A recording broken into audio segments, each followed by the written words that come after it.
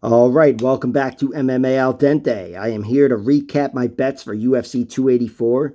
I should do this more often as it saves you time from listening to my annoying fucking voice. Just know I'm not going to go deep into each fight here. I already did that in the videos. This is just recapping the bets. My explanations will be minimal here.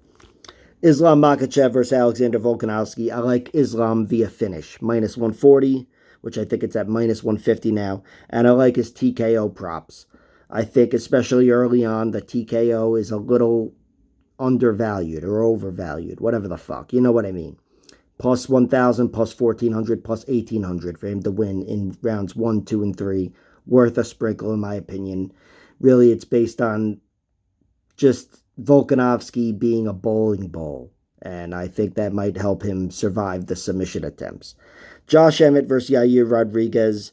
I think Josh Emmett has a good shot here. I really like his money line at plus 155 and his decision line at plus 330, I think. He is a tank. He throws hard for 15 minutes, 25 minutes, whatever. And I think he's always got a chance. And in this one, he's going to have to crash into Yair and take it at a kicking range, but he's the more agile, quick fighter, so I think he'll be able to get it done. Certainly make this one close. Jack Della Maddalena, I don't like any bets on this one. I did pick him to win by round 2, and that is a round 2 knockout is plus 400. I was mulling that over, but I haven't bet on it. I just don't see too much value there. There's a lot of things that can go wrong and screw up that bet. But that is my prediction. I do think eventually he stifles Randy Brown, slows him down, starts beating him down low, up high, in the body, of course, and finds a finish.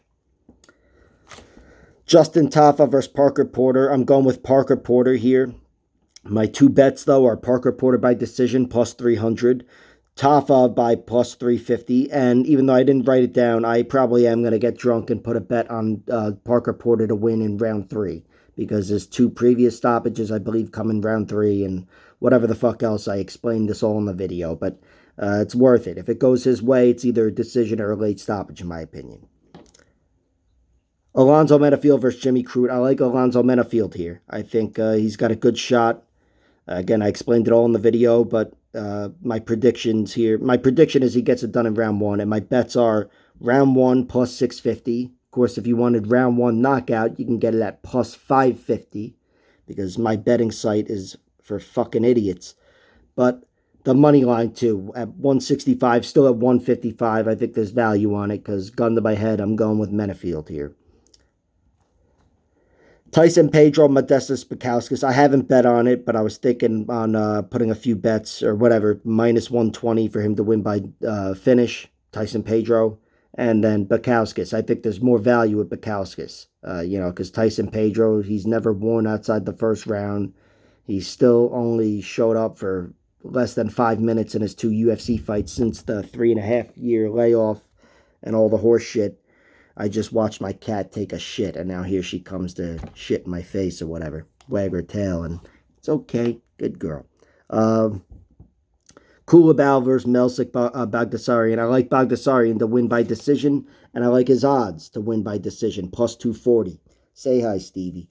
Shannon Ross versus Clayton Rodriguez. I like Clayton Rodriguez to win this. I like him to win by finish, plus 135. Couldn't tell you if it'd be by knockout or submission, but I think he's got the advantage in both realms, in every realm, really. Although there are a lot of unanswered questions, Shannon Ross does have, a lot of grit, and he's got good volume striking, and he's got good cardio. So if you don't take him out, there's a chance he wins a decision, plus 500. I didn't bet on it, though. Francisco Prado versus Jamie Malarkey. I picked Jamie Malarkey to win, but my only bet is Prado by first round, plus 600. That's the Bruno Ferreira bet. It came to fruition a few weeks ago, and it's a very similar matchup. I like his odds in round 1. Don Shainis versus Jack Jenkins. I like Jack Jenkins' odds to win by decision at plus 210, believe it or not. I think Don Shainis is deceptively strong on the ground. I think he's underrated, very underrated on the ground, especially when you factor in his one high-profile fight was a 30-second submission loss, his only submission loss.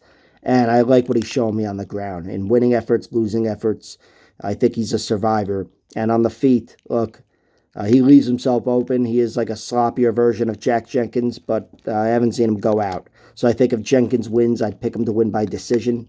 And Don Shainis, I think there's a little bit of value on him. His money line at plus 240. Jack Jenkins has only lost via submission. Don Shainis typically wins via TKO whenever he gets a win. Most of the time it's by TKO. Most of the time that's on the ground from the full mount. And I think a decision would be more likely here because he's a good guy in the bottom, got deceptively good sweeps, and, he's a survivor, as I said.